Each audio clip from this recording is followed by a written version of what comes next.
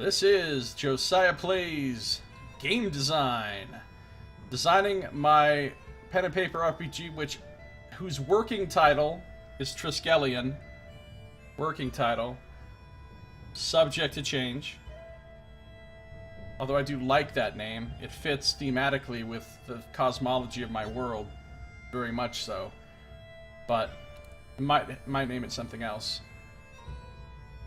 And we're working on this. There's lots of... How many words have I put in on this bad boy? Bum, bum, bum.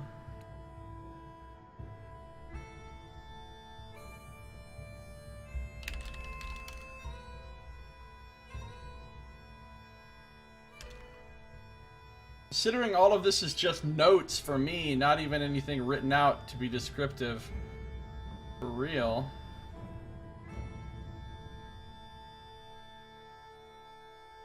$7,000. So I put some work in. And there's a lot of ideas that are just in my head still that haven't really been written down.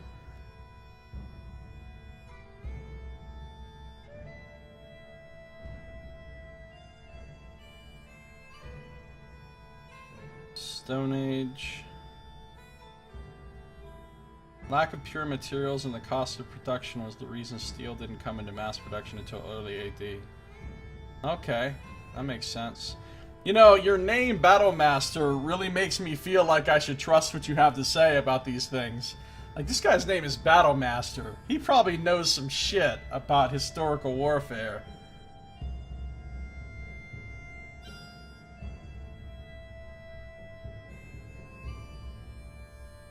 I'm going for Bronze Age, a Bronze Age type of deal.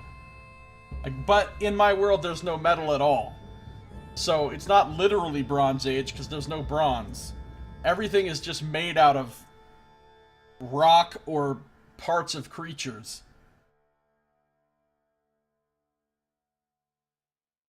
And there are some plants, but it's not a heavily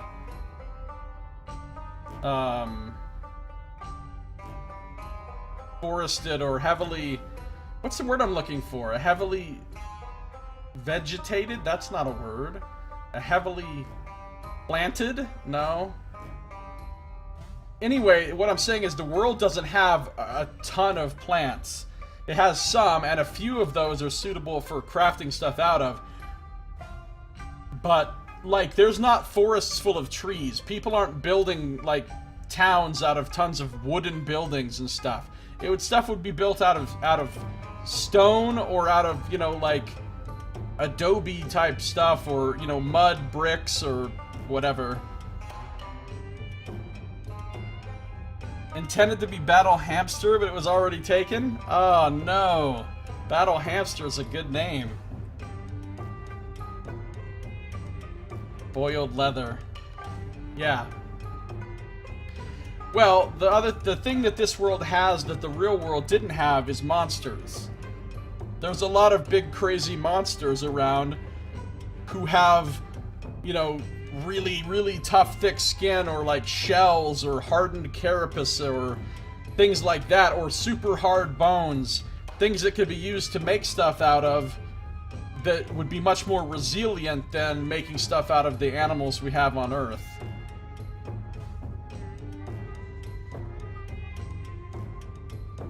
Modern stainless steel knife you get for a couple bucks in a tool shop would have been a legendary enchanted weapon back then.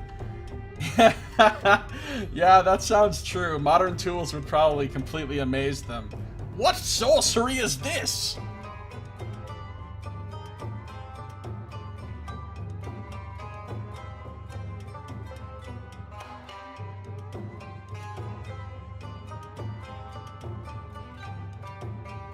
Boiled leather armor still came in 110 pounds?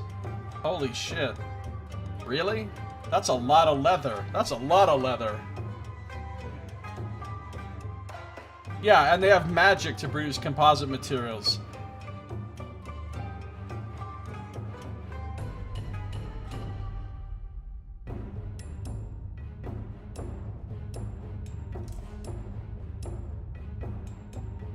Yeah, they can magically join things, or magically harden things, or magically lighten things.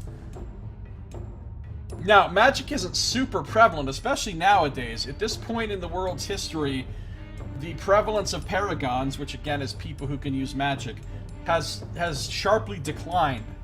So they're much more rare now than they ever were before. But that doesn't mean there's not a lot of stuff left over from when magic was more common that was created with magic and is still around. And there are still some magical crafters out there, not very many, but there's some, and they can make really cool shit.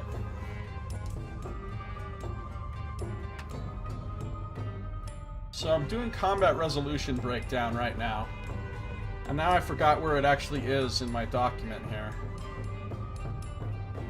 Here it is.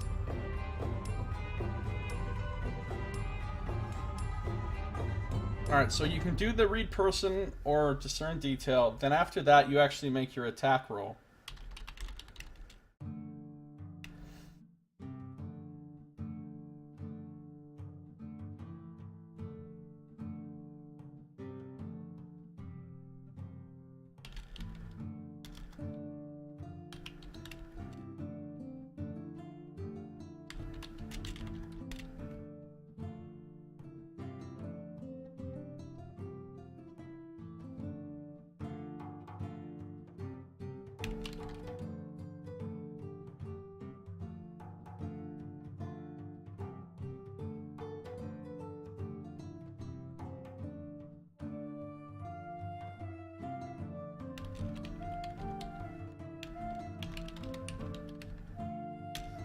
Difficulty average means there's no modifier to the roll based on the difficulty.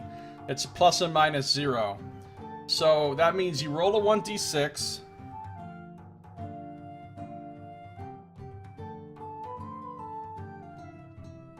You roll a 1d6. You add your skill ranks in the skill. You add the bonus that you get to the skill for your stats. And then you compare that to, you see what number you got. If you got a 4 or higher, you succeeded.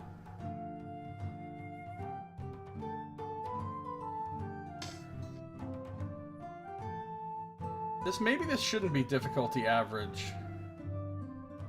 I guess it's not a super easy thing. Where's all my difficulties? They're up here.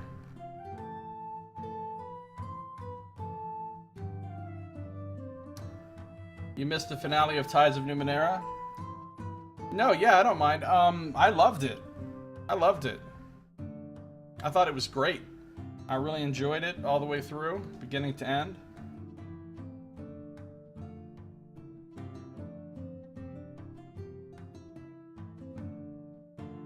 Did you play it, Battlemaster?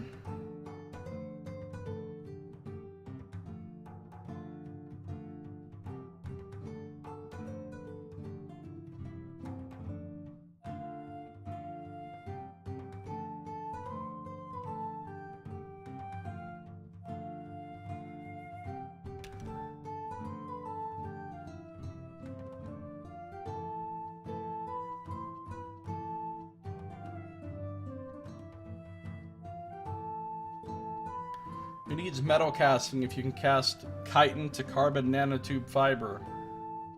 What did you think about it, Battlemaster?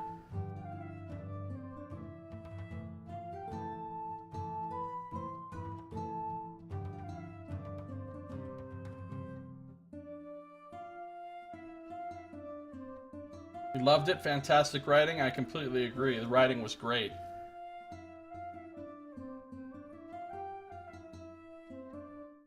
Some parts of the writing were, you know, just pretty good. They were just acceptable. Other parts were fucking brilliant. I mean, they had a lot of different writers on the game, so...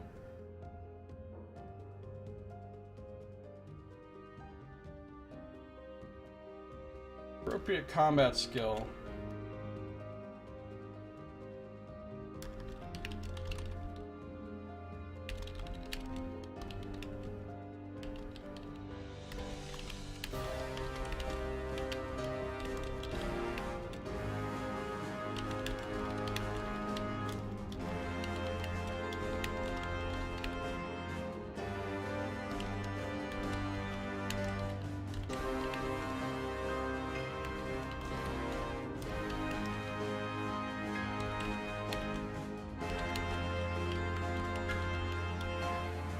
A lot of typos here.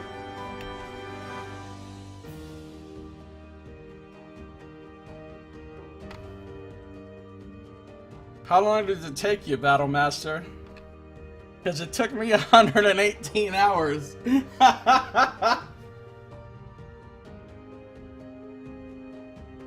Well, 118 videos, each of which was, you know, near an hour. So if you took you know, 4 or 5 minutes off of each of those, wasn't quite 118 hours. But at least 115.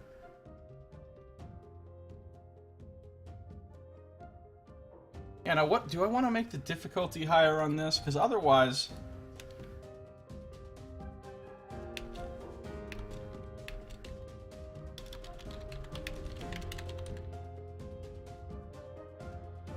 Your armor kind of be like linothorax? I don't know what that is. Well... What's his name in our stream said he finished it in 15 hours solo. No, I didn't visit all the tombs, Battlemaster. I only went to about 100 of them, and then I was done. Hey, Teroak, welcome back. How you doing? I did finish. Well, it wasn't Planescape. It was Torment Tides of Numenera. But yeah, I know what you mean, and I did finish it, and it was great, and I loved it.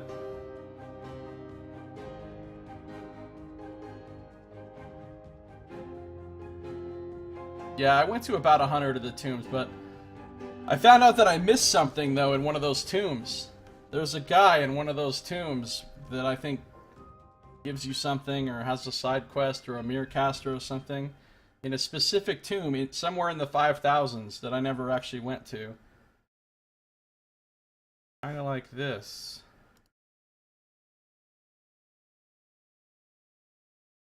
Okay. Oh.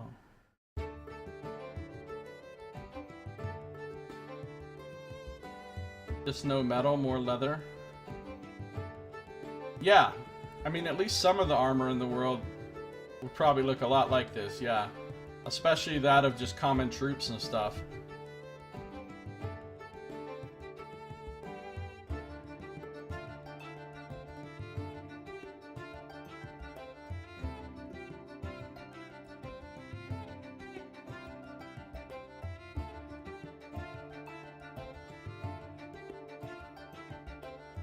Of course, more people in the world actually wouldn't even be this armored, because it's very hot and dry and water is sparse, so, and shade is sparse, so a lot of people probably would not even fight in this much armor. Although this doesn't look too hot.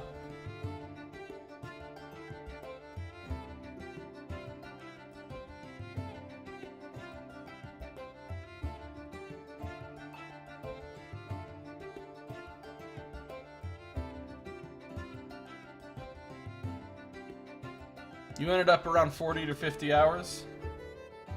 Okay, that sounds like a reasonable amount of time to finish it in. Mine is just ridiculous.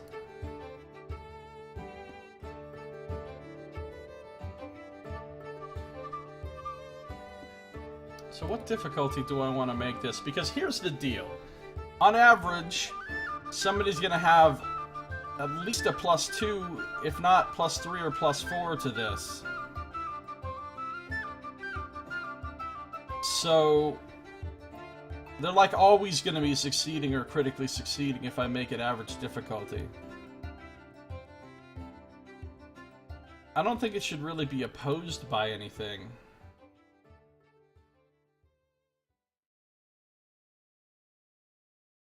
I mean, you're trying to gain a bonus on your roll, so I guess it shouldn't be average difficulty. Here are my difficulties over here. And they get pretty hard, but it doesn't, you know, it's not going to go up anywhere near those levels. There's like 9 difficulties, or actually there's 12 difficulties, including... I think it would have taken me like 20 more hours, Moomba, to go to all those tombs.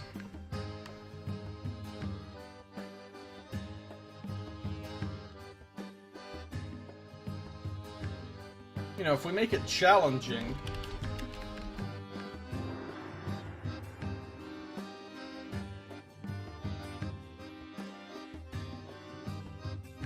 then on average you're gonna probably have +2 or +3 to this. You might have +4, you might even have +5, but you're probably gonna have about +2 or +3, which means you're probably gonna have either a -1 total or an unmodified roll, which is good. Which is good.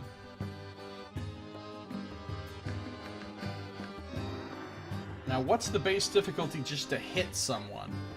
I think it's gonna be normal. It's pretty easy just to hit someone, but they get a chance to dodge or parry, and then the armor comes into play. So, armor. Yeah, I use the American spelling without the U. I like the British spelling with the U though. Armor spell failure. Well, a little bit, yes, because each type of armor will have 2 numbers for penalties. One that will apply to movement skills, such as run, tumble, climb, sneak, balance, skills like that, and that's a higher penalty from wearing armor. And then there'll be a smaller number, and again, some armors might not have this penalty at all. The penalty might be 0, but it's still going to be a thing, and that penalty is going to apply to combat skills and magical skills. So, there will be ways, however, to mitigate or ignore these armor penalties. So, it will be possible for somebody to wear good armor and be able to cast in it without penalty if they, you know, invest some character building resources into that, you know what I mean? Or using magic. You know, you could use magic to temporarily ignore your armor penalty, or to alter your armor so that it didn't give you a penalty. Or you could learn a trait, a feat. No, they're not called feats. Feats are body magic. They're called traits. You could learn a trait that lets you ignore part of it. One of the races, where are my races? Super organized is what this is. Here's my races. The race of war, again, not their actual name. One of their racial skills is second skin. They cut the armor penalty in half, round down. So if the penalty's only 1, that race could be wearing it and get no penalty, for example. So they're better at wearing armor than anyone else, but there'll be other ways besides that racial to lower your armor penalty or even eliminate it.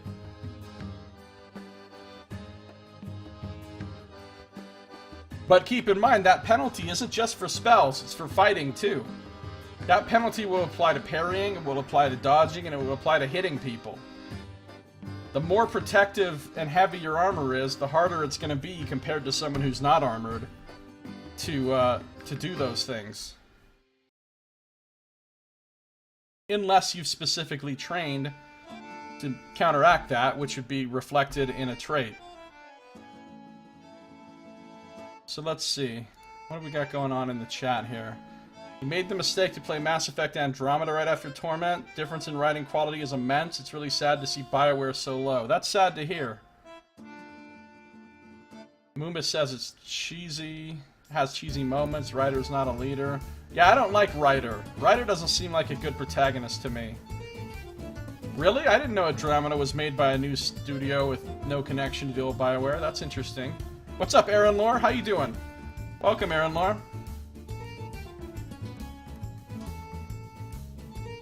Sometimes the writing trudges just for the sake of a higher word count.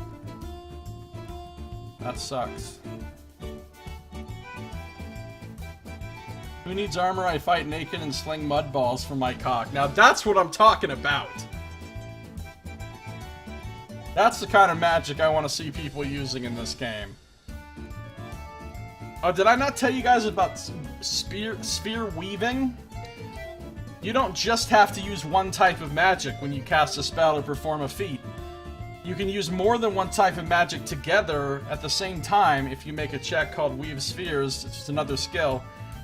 And that's what you'd use for something like that, Moomba. If you wanted to sling mud balls from your cock, you would weave spheres, the spheres of earth and body together. And you'd, you know, make your cock a mud cannon if you so desired.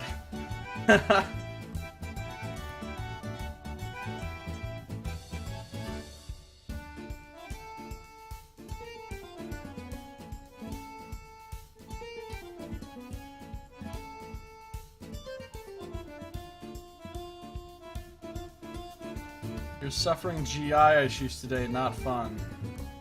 Oh, that sounds terrible. What, like upset stomach, indigestion, that kind of, or something more serious? Like, what the fuck is this music? It sounds like polka. This is Italian folk music.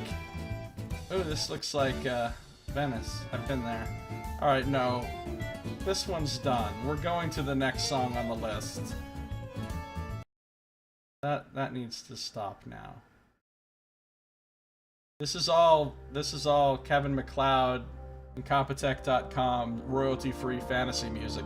And some of it's pretty good. Some of it's creative. Intestines keep cramping up. That sounds terrible. Under what century BCE the cock catapult was invented? Well, it's a good question.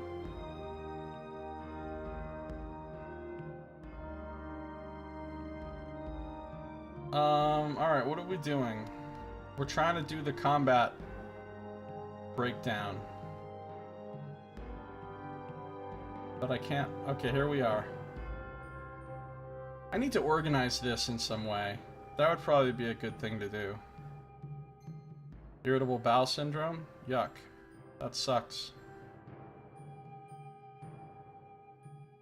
Oh man, here comes gross story time. So, when I was in prison, after I did my 40-day fast, I was all fucked up. My system was all fucked up.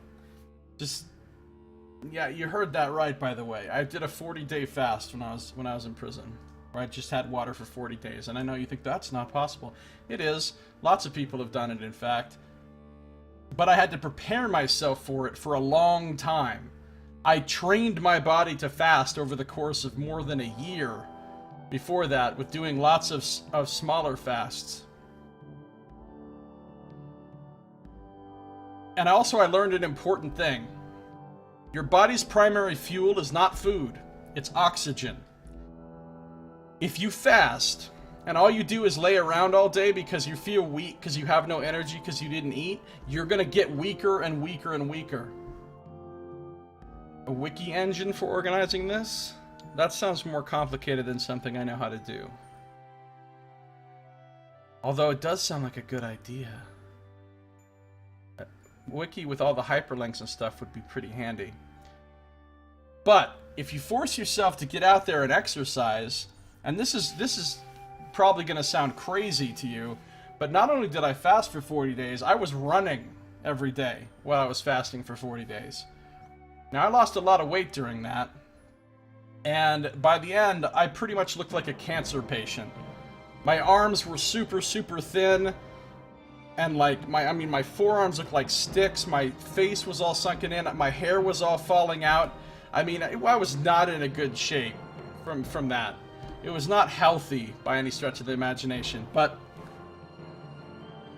it was awesome though. Like, it was meant to be kind of a spiritual thing, and it was really awesome for the way it changed my perspective. But if you go out and run, my point is, or just walk or do any kind of physical activity, any sort of aerobic activity, you super oxygenate your blood, and it gives you a lot of energy, even if you don't have any food.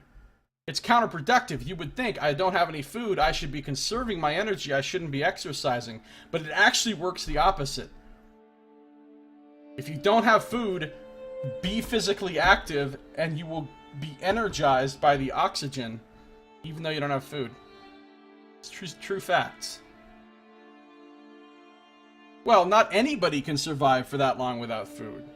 Your body has to be ready for it, and you have to have sufficient, you know, fat stores and so forth. I mean, I wasn't very fat when I started it. I was like 190 some pounds when I started it, and I was 174 pounds when it was over. I think I lost like 26 pounds, 25 pounds, something like that, in 40 days. Yeah, I mean, I couldn't have turned around after that and done another 40-day fast. I would have died, because I no longer would have had enough, you know, like muscle and fat to burn. But I had enough to burn, so I was okay. Anyway, my point is, when it ended, and I went back to trying to eat food, first I had to start off really slow. Like, for a few days, I just ate like a little bit of vegetable broth and like a tiny bit of fruit juice, and that's it. And I had to work my way back up to eating solid food and stuff, because if you just started eating like a crazy person, you'd get so sick, and you wouldn't be able to keep it down and stuff. So, but my point is, I fucked up my whole digestive system somehow with that, and for months after that, I had this terrible gastrointestinal problem, which resulted in me having horrible gas all the time that I couldn't control, and it was stank. I mean, so yeah, I was just farting all the time, right? And I couldn't stop myself, and it was fucking nasty. And that sounds bad enough, right? Okay, all right, don't fart all the time. That would suck. But I was in prison, and I was farting all the time. It was not good. That was the only time that I almost got killed, was over that farting thing. But I mean, I got through it. Because I was well connected and well loved where I was. But it was rough, though. It was rough. Nobody wanted to be my cellie. Eventually, the COs had to put me in a single cell of my own, even though nobody at that facility had a single cell. They actually took a storage closet and converted it into a cell for me, because nobody would tolerate me living in the same cell with them because of my fucking gas.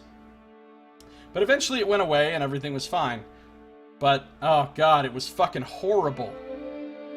It was horrible.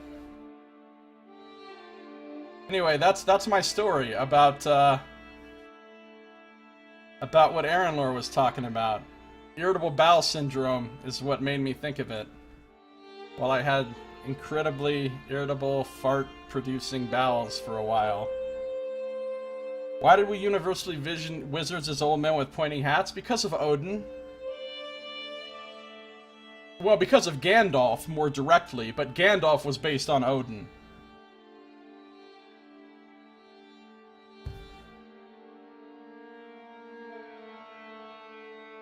Wild men slinging mud balls from their cock sounds a bit more realistic. That does sound pretty cool. I mean, right now I'm just making notes, but you're right, my notes are starting to get to the point where they're a little bit unwieldy. Should make one of the races farty, a race made of gas. Yeah, I don't think I'm gonna do that, but that, oh god, it was the worst. Honestly, I felt good during the fast itself. Cockslinger, prestige class. Yeah, I'll keep that in mind for an expansion, maybe. Maybe that'll be a splat book. Give no new definition to splat book. The complete Cockslinger's Handbook. Alright, so attacker rolls combat skill to attack. Base difficulty on an attack, though, is just normal.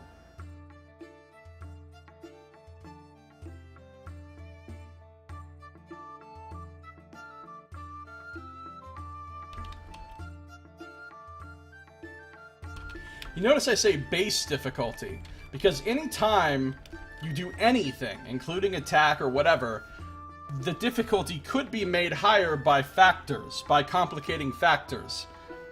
If there's some situation about the physical environment you're in, or some other factor that could give you a penalty or even a bonus. A sex-specific class? No, I won't make a sex-specific class.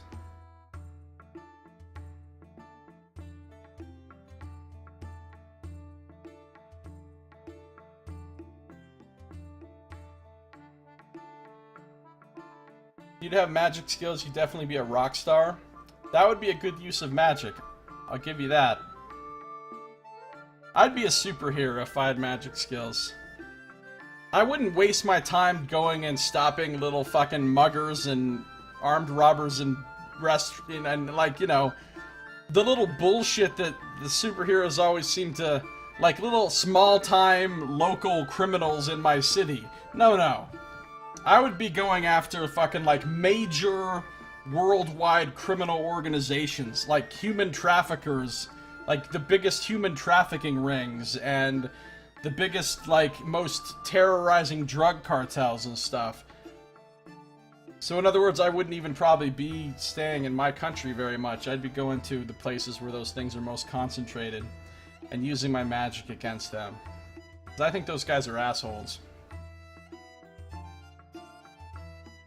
We have the most awesome class for you to play. Cockslinger. You heard it, kids. Cocksling. He uses his cock with such great force he can knock down a troll with his cockslinging skills. He keeps it in a holster. Rockstar type of wizard. Old man with a pointy hat. Screw that. Yeah. I don't really like the old man with a pointy hat and the long beard kind of wizard myself. Super strength plus invisible is what you want? Yeah, that'd be cool. That'd be alright. I want to be able to teleport anywhere in the world instantly. I want that. And I want to be invincible.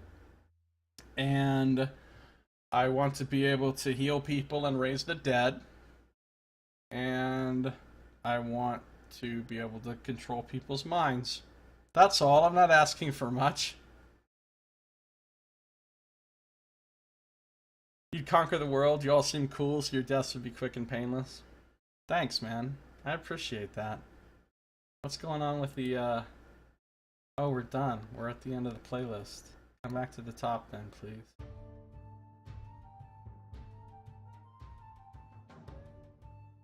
Race difficulty is normal.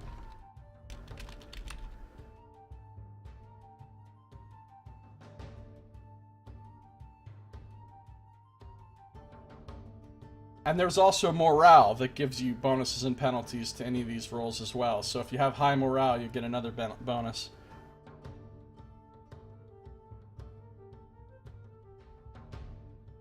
Jack Black Brutal Legend. I never played that game. Is it any good? You like the idea of a old bearded pointy hat wearing barbarian who bludgeons enemies with his walking stick? Oh. That does sound pretty interesting. Battle with guitar like a battle axe, play riffs as magical power to do random shit. That sounds pretty cool. It does.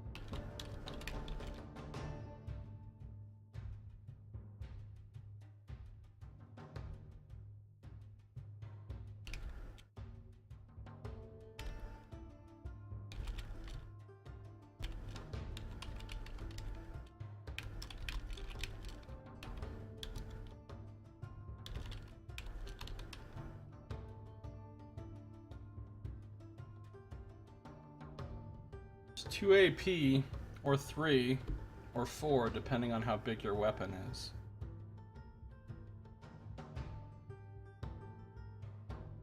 I don't think I'm at that point yet, Aaron Lore. But I will, I'll holler at you though when I think I am, because that would be really helpful.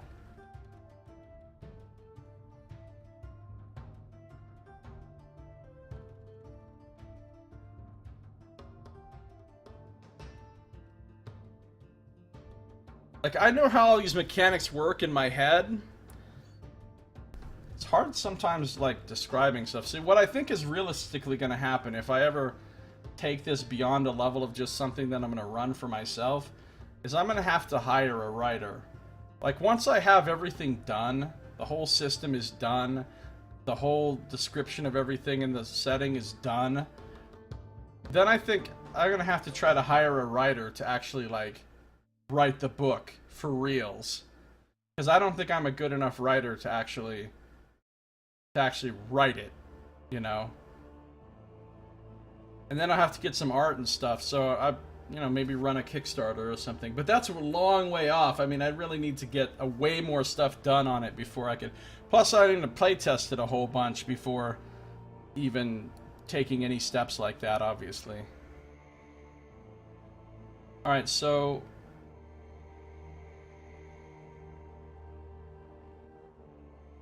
is there anything else we need to know about this step?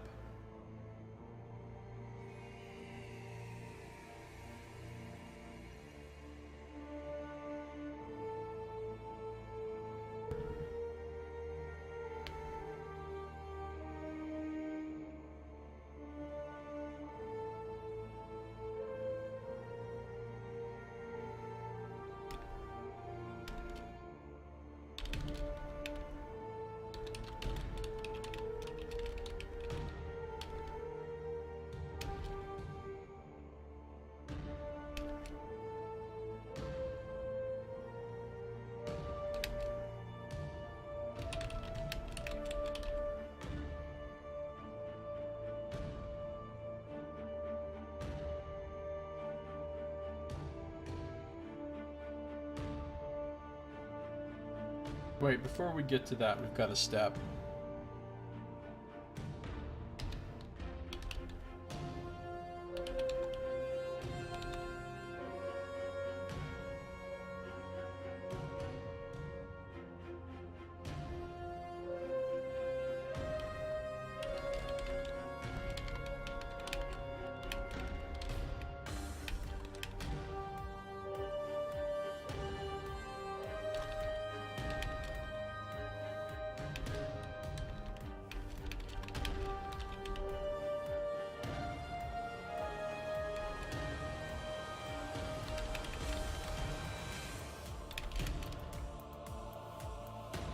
So, you've got a pool for your attacks, dodges, parries, and resists. And that pool is based on your total base bonus. So, let's say you've got wield medium melee weapon, and that's what you're fighting with. And you've got 2 ranks in that. You're expert in that. And you've got your deafness, celerity, and brawn. That's what it's based on. And let's say that you've got a +2 in each of those. So you end up with a +2 total, +2 more for the 2 ranks in this that you have. That gives you a +4 to attack with a medium melee weapon. That gives you an attack pool of 4. Each round, you've got to divide up your attack pool as you see fit between different attacks.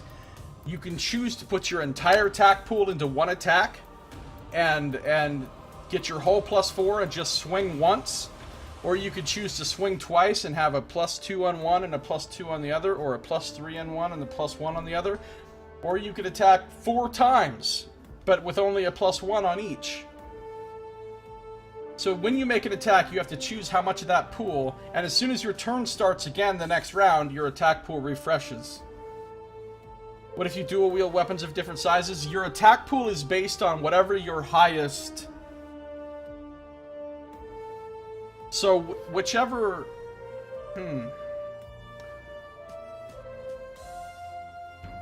I was gonna say whichever one you're actually attacking with at the moment. Oh, that's right. That's how I was gonna do dual wielding. You don't actually roll. But you could just attack with each one separately if you wanted to.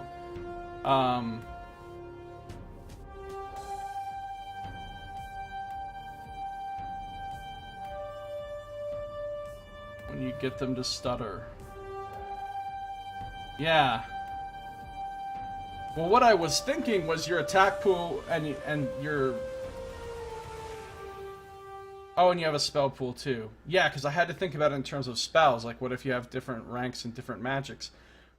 But your spell pool and your attack pool go off of whatever your highest one is. So let's say you've got a +4 in medium weapons and a +3 in small weapons. The most you could put in a weapon attack with a small weapon would be 3. But you can still split up a whole pool of 4 between them. And the most attacks you could make with it would be 3. So you couldn't use your pool of 4 because of your medium weapon to attack 4 times with the small weapon. You could still only attack 3 times tops with the small weapon, and you could still only put a +3 into the small weapon. But you could attack up to 4 times, or put up to 4 in the large weapon. The 2 pools, you wouldn't get 2 pools like added together or anything. But the other way that you can do dual wielding attacks is as a combined attack, and you can also do this with unarmed attacks. You can combine an unarmed attack with another unarmed attack, you can combine an unarmed attack with a weapon attack, or you can combine a weapon attack with another weapon attack if you have 2 weapons. And what that does is gives you a penalty to your attack roll, but you make 1 attack roll, and you get to do damage for both if you hit.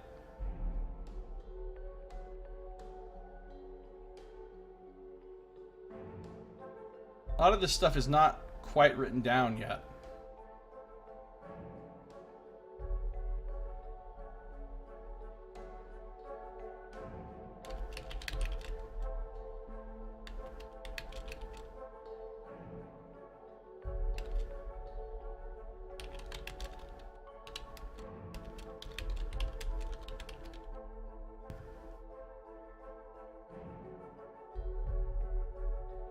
So after you decided how much attack pool you're going to add, then you roll. You spend your action points. Then the defender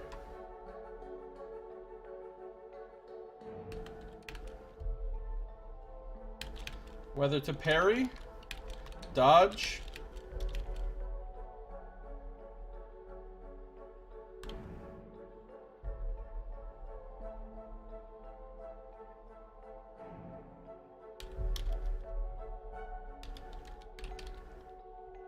because that's not really optional.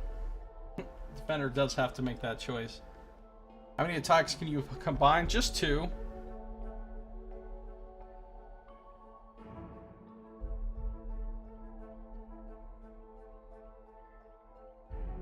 Now, that's just if you're making a normal attack. However, if you're combining an attack with a feat, if you're magically enhancing your attack, you can do all kinds of crazy shit. If you want to use magic to do some flurry of blows that's going to attack 5 times, you can. But you've got to, succeed in pulling off the magic part of it before you make the attack. And the magic part of it is going to be more difficult depending on how much of a thing you're trying to do. So if you're like, I want to do a swirling whirlwind that goes through and hits all 8 of these guys at once with my weapon magic. Sure, okay. That's going to be pretty fucking hard, though, because that's pretty significant effect. So now you've got a hard roll to do the magic. Now, if you pull the magic off, then, boom, you can do it with your attack, whatever effect you'd successfully created. So, you can combine as many as you want if you use magic.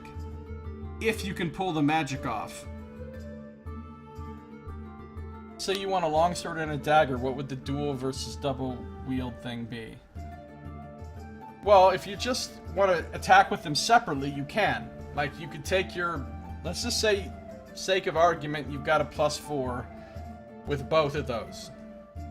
So you got a +4. You could say, I'm going to attack once with the sword and once with the dagger and give them each a +2. Or you could say, I'm going to attack twice with the sword and twice with the dagger and give them each a +1. Or I'm going to attack once with the sword and give it a +3, and once with the dagger and only give it a +1. or whatever combination works. And then you just make the separate attacks one after another. Or you could say, I want to do combined attacks with both, and I want to make one combined attack. I'm going to put all of my +4 into that. Then your difficulty for doing the attack is going to be raised. I haven't decided exactly how much it's going to be raised. But if you manage to hit, you do damage from both weapons instead of just one.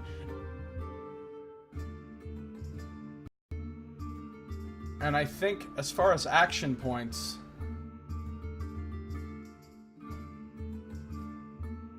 I'll probably just increase the action point of it by 1. So if it was going to cost you 3 action points to hit with your sword, it'd cost you 4 action points to hit with sword and dagger at the same time.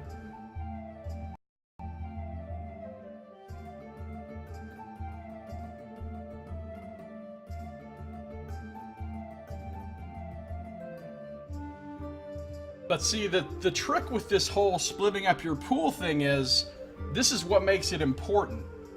You don't know how many times your enemy is going to dodge and or parry.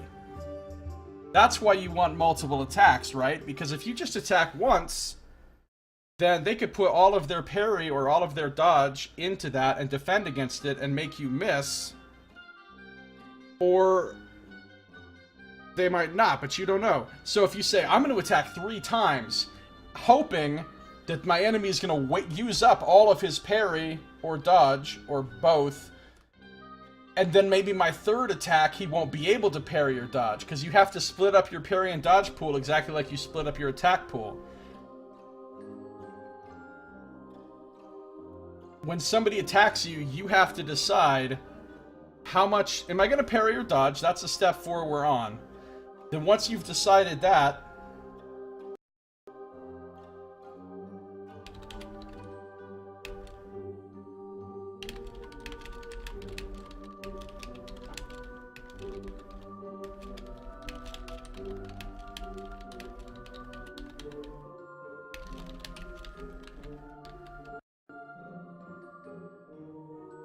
no, you don't know how much they invest until you decide for yourself.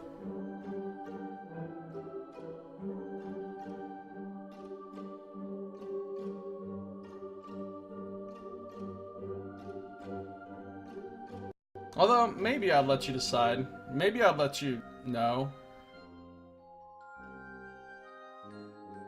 I don't know. I was thinking no. So you'd have to kind of like guess or gamble. Alright, Battlemaster, thanks for coming by. Good chatting with you. Have a good one. We'll see you later. Yeah, oh, a trait would be perfect. Or there could be a skill check involved as well. Or again, there's magic, again, that you can use to do basically anything. You could have vision magic, which is the magic of like divination and knowing stuff. But read person skill seems like it would fit into that as well.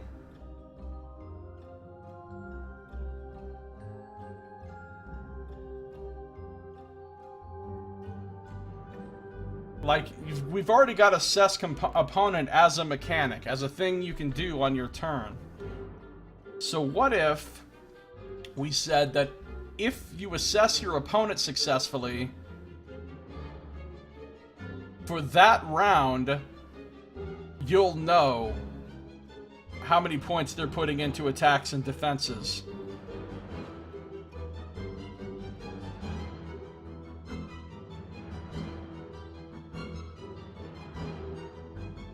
Or at least attacks.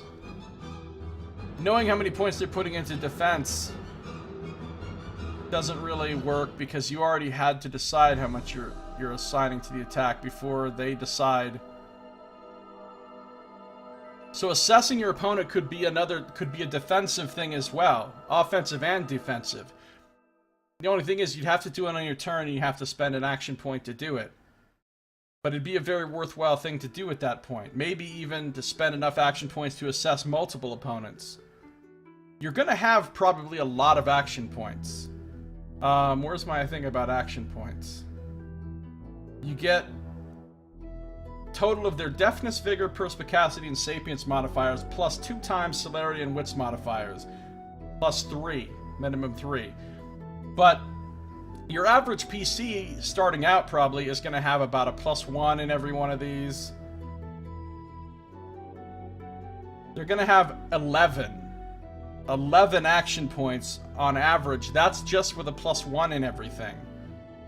If they had a +2 in a couple of things, you know, then it'd be 13. Or if they had a +2 in celerity or wits, that's doubled, so they could have 15. I mean, theoretically, you could have a ton of action points starting off, which will allow you to do a lot of things on your turn.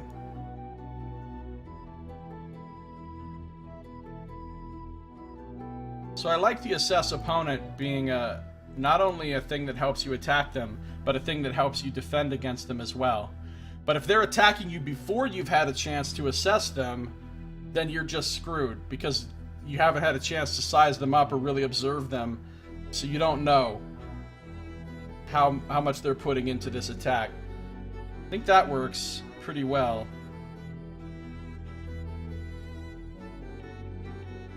So you decide how much parry or dodge you're going to put into it. The minimum +1.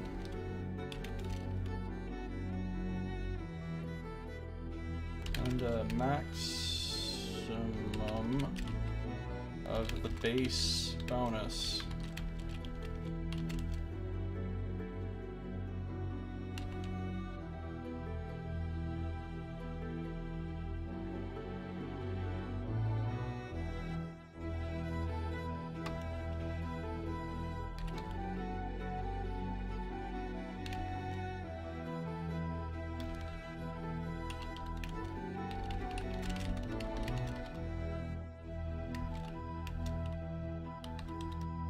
This is also optional.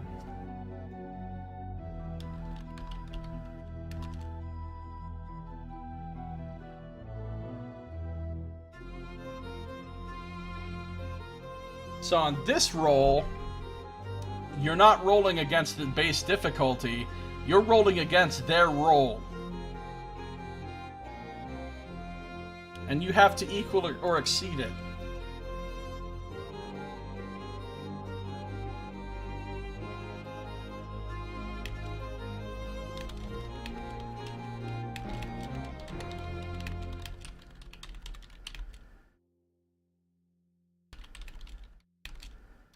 Attack rule.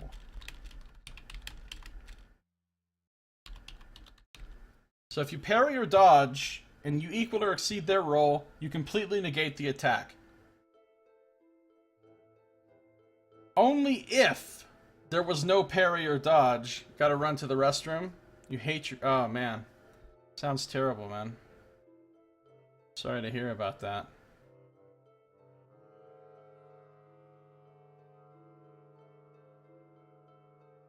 So then...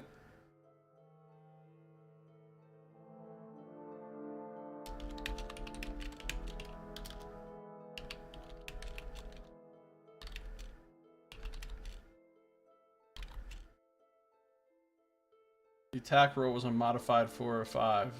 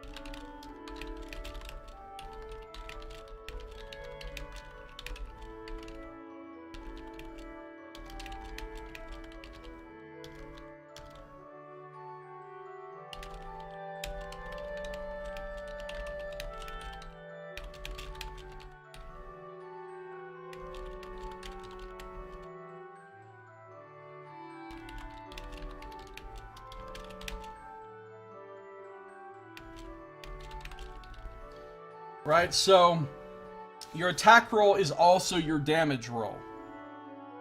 Your weapon simply does 1 point, 2 points, or 3 points based on how big the weapon is. And that might be different if you have a special weapon that does extra damage, or if your weapon is currently under some magical enchantment that's like, you know, but the base is it's 1 point, 2 points, or 3 points. Keep in mind that normal people only have a 6-point health track. So 3 points of damage is a shitload. That's half of your health. Now, you can have a longer health track than that by having higher fortitude.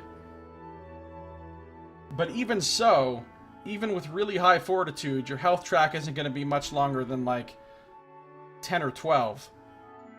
Plus 3 Whip of Fire does sound really cool. So, if you got a 6, this is doubled.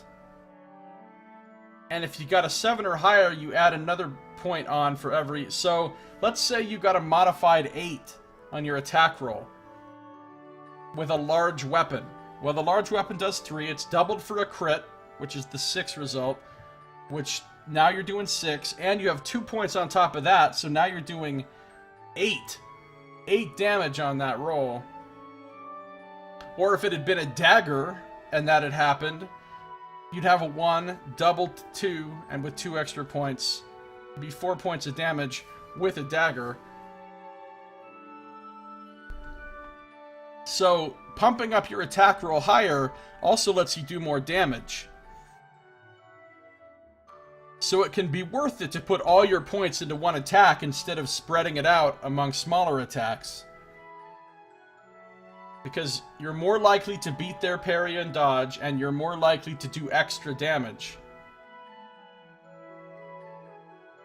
But if you're not worried about them parrying and dodging, and you don't need to do as much damage, you might want to do multiple smaller attacks instead. I mean, or you want to attack multiple opponents, or... There could be tactical reasons either way, you know? And I think it's going to lead to interesting decision-making every time it's your turn to attack. You've got to decide things, you know? You've got to decide, do I want to spend action points to assess the opponent? Do I want to spend action points to make multiple attacks? How do I want to split up my attack pool?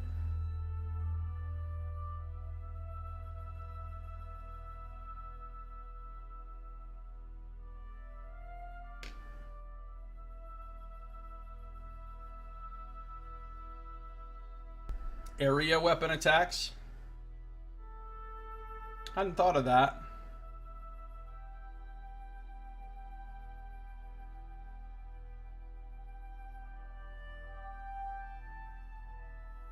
Yeah, I suppose I'll put something in there for that. It would be a difficulty modifier and then a damage modifier as well, but you could potentially hit several people. I mean, mostly something like that is going to fall under a feat that you know, where you're using magic to enhance your...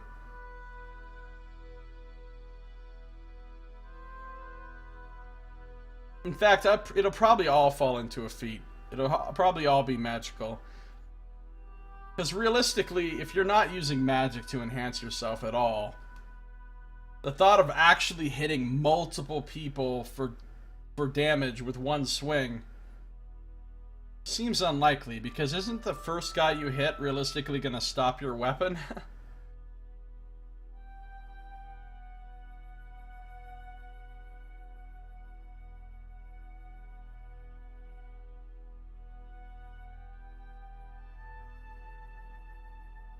I mean, you'd have to have tremendous strength.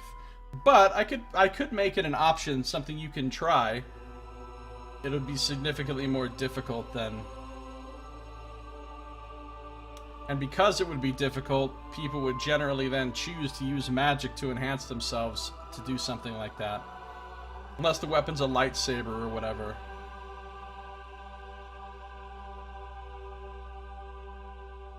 Have to make a shallow swing to cut multiple people. That's true too.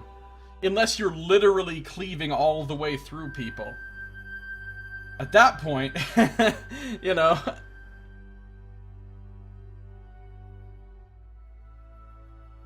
But I think that's gonna do it for the stream for tonight and for this episode if you're watching on YouTube, which God help you.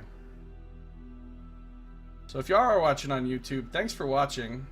This has been Josiah Plays Game Design.